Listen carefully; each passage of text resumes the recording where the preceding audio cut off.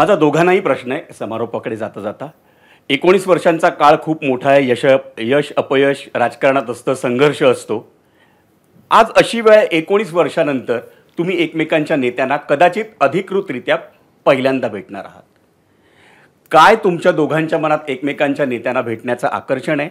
आणि अनिलजी, तुम्हाला राज ठाकरेंचे सर्वोत्तम वाटणारे 3 किंवा 5 गुण कुठले, आणि तुम्हाला उद्धव ठाकरेंचे 3 किंवा 5 गुण भावणारे कोणते? उद्धव ठाकरे जे आहेत हे उत्तम प्रकारचं त्यांचं संघटन कौशल्य आहे. 100% उत्तम प्रकारचे संघटन कौशल्य आहे त्यांच्याकडे. मितभाषी आहेत ते. त्यांच्या स्वतःचा एक विचारधारा आहे. त्या विचारधारेसोबत ते त्यांची तडजोड करत नाहीत. त्यांची विचारधारा घेऊन ते निघतात. कारण मी त्यांच्यासोबत काम केलेलं आहे.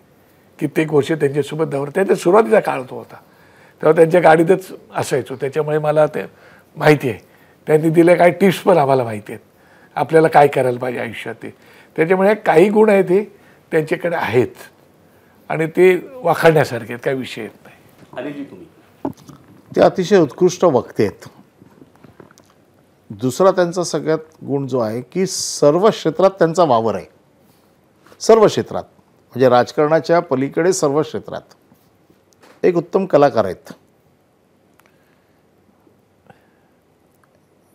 हे त्यांचं वक्तृत्व आहे आणि स्पष्ट वक्तेपणा आहे. या गोष्टी त्यांच्याकडे आम्हाला नेहमीच भावलेल्या आहेत. तर ते 5 तारखेला ज्याची सुरुवात होणार आहे ते पुढं हातात हात घालून ठाकरे बंधू चालताना जे दिसतील ते 5 तारखेपुरतंच न राहता आणखीनही पुढे चालत राहतील अशी अपेक्षा ठेवायची. शेवटचा प्रश्न.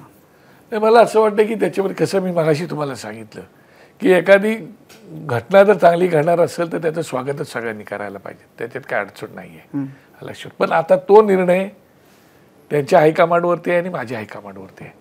तो हायकमांड एकमेकांना सुरुवात आहे.